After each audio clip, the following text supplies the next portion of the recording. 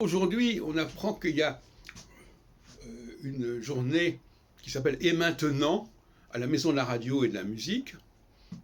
Et maintenant, ça veut dire, et l'avenir, qu'est-ce qu'on va trouver, quelles sont les techniques qu'on va utiliser dans l'avenir. Et je crois qu'il y a un grand absent, c'est l'astrologie dans cette histoire-là. Parce que si c'est pas que l'astrologie prévoit l'avenir, la question n'est pas là, la question c'est quel est le rôle de l'astrologie dans l'avenir de la gestion des sociétés, etc. Et ça, c'est fondamental.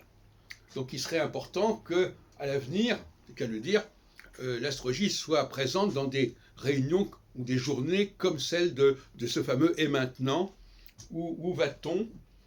D'ailleurs, ça fait penser à une chanson, je crois, de Gilbert Bécaud, je ne sais plus très bien. Et donc, oui, ben justement, et maintenant, voilà, ben l'astrologie, elle a son mot à dire. Alors, quand est-ce qu'elle aura son mot à dire?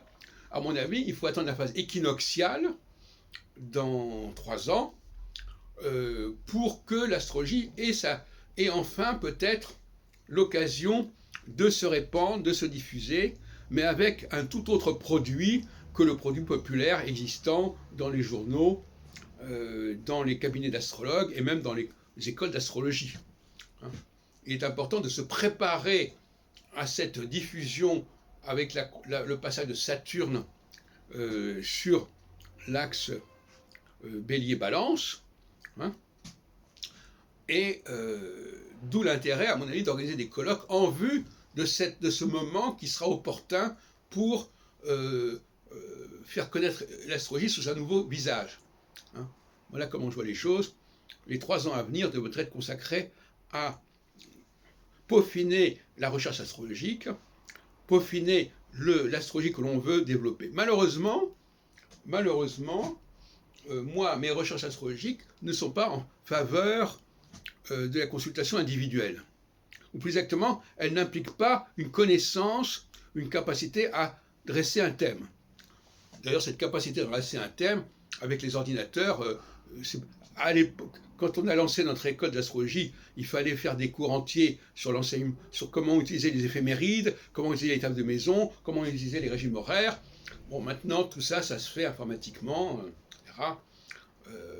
Francis Santoni a participé à cela, entre autres, etc. etc. Donc, tout ça, ce sont des produits qui, à mon avis, n'ont plus grand intérêt, pas plus d'ailleurs que ce que j'en parlais dans une autre vidéo, les régimes horaires, dont j'ai été un des principaux éditeurs jusqu'en 97, etc.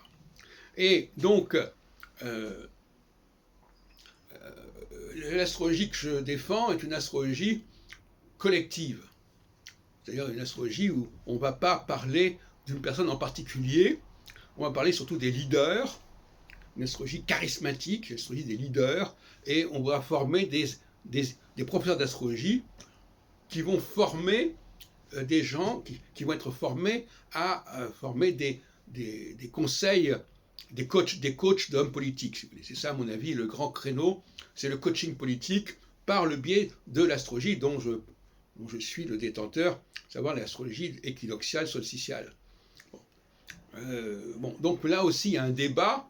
Est-ce qu'il faut continuer à présenter une astrologie axée sur la date de naissance, qui correspond à une expertise qui a été développée par beaucoup d'astrologues, se trouver l'heure de naissance, Didier Gélin s'est beaucoup occupé de ça, Régine Ruet avant lui aussi, et la question aussi d'apprendre à interpréter un thème, etc. Tous avec le côté individuel que l'on met en avant. Tout ça, à mon avis, est périmé et obsolète. Il y a une astrologie beaucoup plus élégante, beaucoup plus économique, avec une seule planète, avec 2 phases uniquement et pas 12 signes. Donc là, effectivement, il y a un grand débat qu'il faudrait avoir avec les conditionnalistes, avec différentes formes d'écoles d'astrologie. Et c'est tout le but de ce projet, de consacrer les 3 prochaines années à la recherche astrologique et à l'aboutissement à un nouveau produit astrologique, disons-le.